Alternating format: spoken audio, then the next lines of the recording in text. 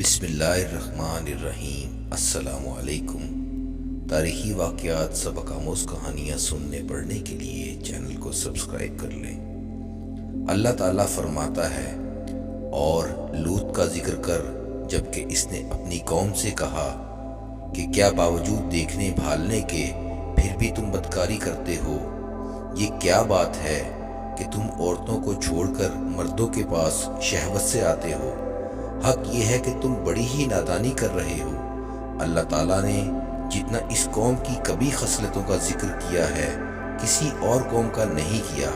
انہیں کافر، مجرم، جاہل اور حد سے بڑھنے والا کہا گیا، کہیں فضول خرچی کرنے والے اور فاسق کہا گیا۔ یہ تمام برائیاں ان میں موجود تھیں۔ یہ لوگ اس قدر خبیث تھے کہ بھری محفل میں برے برے کام کرتے تھے۔ مثلاً سب کی موجودگی میں زوردار آواز کے ساتھ ہوا خارج کرتے، پھر اپنی اس حرکت پر ہنستے۔ غرض یہ کہ برائی کی تمام صفات ان میں موجود تھیں۔ لوط علیہ السلام پھر بھی انہیں سمجھاتے رہے، لیکن وہ جھٹلاتے ہی رہے، کیونکہ یہ سب لوگ فحاشی اور یعنی بے حیائی، بے غیرتی اور بدکاری میں مصروف تھے۔ ان کے نزدیک پاکیزگی اختیار کرنا بے معنی کام بن چکا تھا۔ حضرت لوط علیہ السلام اور ان کی بیٹیوں کے علاوہ کوئی شخص پاک نہ تھا۔ سب کے سب غلاظت میں ڈوبے ہوئے تھے۔ چنانچہ انہوں نے حضرت لوط علیہ السلام کو اپنی بستی سے نکال باہر کرنے کا فیصلہ کیا اور کہنے لگے، اے لوط، اگر تو اپنے اس وعظ و نصیحت سے باز نہ آیا تو ضرور تجھے نکال دیا جائے گا۔ اس پر حضرت لوط علیہ السلام نے فرمایا، میں بھی تمہارے اس گنہونے عمل سے بیزار ہو چکا ہوں۔ چنانچہ لوط علیہ السلام اس موقع پر وہاں سے نکل آئے اور اپنے رب سے یوں مخاطب ہوئے، اے میرے پروردگار، مجھے اور میرے اہل و عیال کو ان کے عمل سے بچا لے اور نجات عطا فرما۔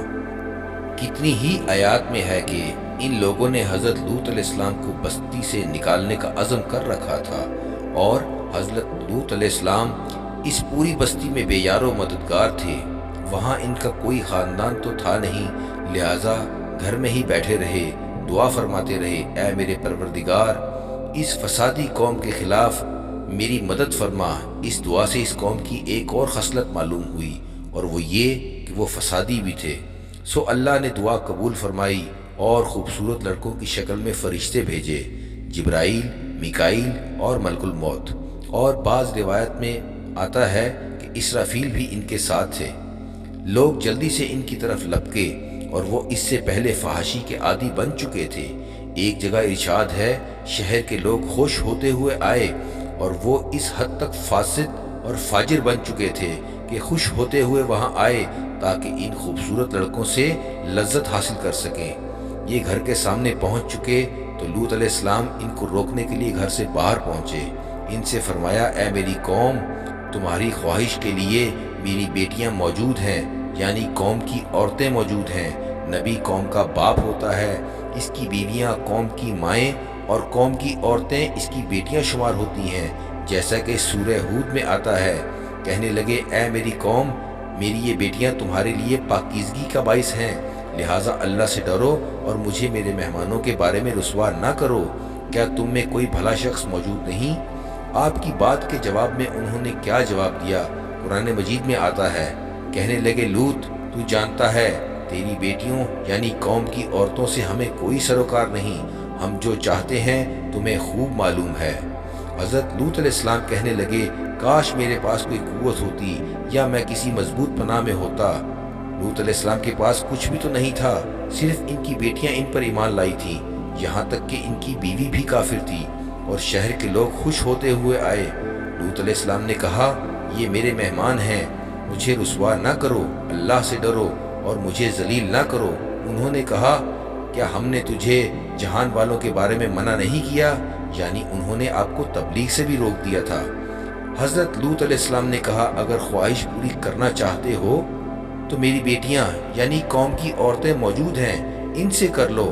ان لوگوں نے گھر میں داخل ہونے کی تیاری کر لی۔ ادھر لوط علیہ السلام اپنے تینوں مہمانوں کی طرف دیکھا۔ آپ ان کے لیے فکر مند تھے، لیکن وہ یہ دیکھ کر حیران ہوئے بغیر بھی نہ رہے کہ وہ تینوں بالکل بے فکر بیٹھے تھے۔ اس وقت کی کیفیت اللہ تعالیٰ نے قرآن پاک میں یوں بیان فرمائی ہے، لوط کہنے لگے، تم لوگ تو کچھ انجان سے معلوم ہو رہے ہو۔ اس پر وہ کہنے لگے ہم تو تیرے پاس وہ فیصلہ لائے ہیں جس میں اس قوم کو شک تھا، اور ہم تیرے پاس حق لے کر آ چکے ہیں، اور بے شک ہم سچے ہیں۔ سورۃ العنکبوت میں اللہ تعالیٰ فرماتا ہے فرشتوں نے کہا اے لوط نہ ڈر اور غم نہ کھا، یقیناً ہم تجھے اور تیرے اہل کو سوائے تیری بیوی کے نجات دیں گے، وہ پیچھے رہ جانے والوں میں سے ہوگی۔ ہم اس بستی والوں پر ان کے گناہوں کے سبب آسمان سے عذاب نازل کرنے والے ہیں۔ انہوں نے یہ بھی کہا، کہنے لگے اے لوط ہم اللہ کے بھیجے ہوئے فرشتے ہیں، یہ لوگ تجھ تک نہ پہنچ پائیں گے، یعنی تجھے تکلیف نہ پہنچا پائیں گے۔ پھر ان میں سے ایک شخص نے اندر داخل ہونے کی کوشش کی، جبرائیل اٹھے اور انہیں ایک ایسی ضرب لگائی کہ تمام کے تمام اوندھے ہو گئے۔ وہ دھمکیاں دینے لگے اور واپس جاتے ہوئے کہنے لگے ہم تجھ سے کل نپٹ لیں گے۔ انہوں نے سزا محسوس بھی کر لی لیکن پھر بھی توبہ نہ کی۔ اس وقت فرشتوں نے کہا اے لوط اپنے اہل کو رات کے حصے میں لے کر نکل جا اور ان کے پیچھے پیچھے تو چل، اور تم میں سے کوئی پیچھے مڑ کر نہ دیکھے، اور جہاں تمہیں حکم ہو چلے جاؤ۔ اور ہم نے اسے وہ فیصلہ سنا دیا کہ صبح ہوتے ہی اس قوم کی جڑ کاٹ دی جائے گی۔ اسی طرح اللہ تعالیٰ سورۃ الشعراء میں فرماتا ہے تمام حالات ہو گئے سوائے لوط کی آل کے، انہیں ہم نے صبح سحری کے وقت یعنی رات کے آخری حصے میں نجات دی، یہ ہمارا احسان تھا، اور اسی طرح ہم شکر گزاروں کو بدلہ دیتے ہیں۔ چنانچہ لوط علیہ السلام نکل کھڑے ہوئے، ان کے ساتھ ان کی صرف 2 بیٹیاں تھیں۔ وہ بستی سے نکل گئے، پھر صبح ہوئی، روشنی پھیلنے لگی تو عذاب آ گیا، اور صبح سویرے ہی انہیں ٹھہرنے والے عذاب نے آ لیا۔ پس تم میرے عذاب اور ڈرانے کا مزہ چکھو۔ یہ عذاب کیسا تھا؟ جبرائیل علیہ السلام آئے، اپنا پر زمین کے نیچے داخل کیا، اس بستی کو مکمل اکھیڑا اور آسمان کی طرف لے گئے۔ کہا جاتا ہے کہ فرشتوں نے اس بستی کے مرغوں کی اذان اور کتوں کے بھونکنے کی آوازیں سنی، اور لوگوں نے فرشتوں کی تسبیح بھی سن لی۔ جبرائیل علیہ السلام نے ایک چیخ ماری، سب بجھی ہوئی آگ کی طرح ہو گئے، پھر مکمل بستی کو پکڑ کر الٹا دیا۔ ہر ایک کے لیے آسمان میں پتھر تیار تھا، بہرحال اس کو زمین پر دے مارا۔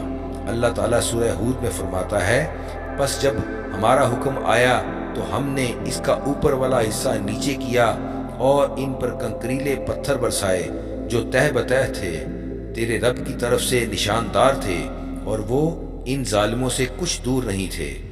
سورۃ الحجر میں اللہ تعالیٰ فرماتا ہے روشنی ہوتے ہی انہیں بڑے زور کی چیخ نے پکڑ لیا، پھر ہم نے اس کا بلند حصہ نیچے کیا اور ان پر کنکر والے پتھر برسائے۔ سورۃ الشعراء میں اللہ تعالیٰ فرماتا ہے اور ہم نے ان پر ایک خاص قسم کا می برسایا، بس بہت ہی برا می تھا جو ڈرائے گئے ہوئے لوگوں پر برسا۔ یہ ماجرا بھی سراسر عبرت ہے، ان میں سے بھی اکثر مسلمان نہ تھے۔ بے شک تیرا پروردگار وہی ہے غلبے والا، مہربانی والا۔ سورۃ النجم میں اللہ تعالیٰ فرماتا ہے اور اس نے الٹائی ہوئی بستیاں گرا دی، پھر ان کو اس چیز سے ڈھانپا جیسے بھی ڈھانپا، مطلب یہ کہ ان پر پتھروں کی بارش برسائی، پس تم اپنے رب کی کون کون سی نعمتوں میں جھگڑو گے۔ یہ شخص بھی پہلے ڈرانے والوں کی طرح ایک ڈرانے والا ہے۔ اس طرح یہ بستی سدوم بحر مردار کے علاقے میں تہس نہس ہو گئی، اور اس کے آثار و نشانات قیامت تک کے لیے چھوڑ دیے گئے ہیں۔ ان نشانات کو اسی لیے باقی چھوڑا گیا ہے کہ سارا جہان ان کو دیکھ کر عبرت پکڑے، فحاشیوں سے باز آ جائے، خاص طور پہ سب سے بڑی فحاشی جو قوم لوط کا عمل تھا، اس سے باز آ جائیں۔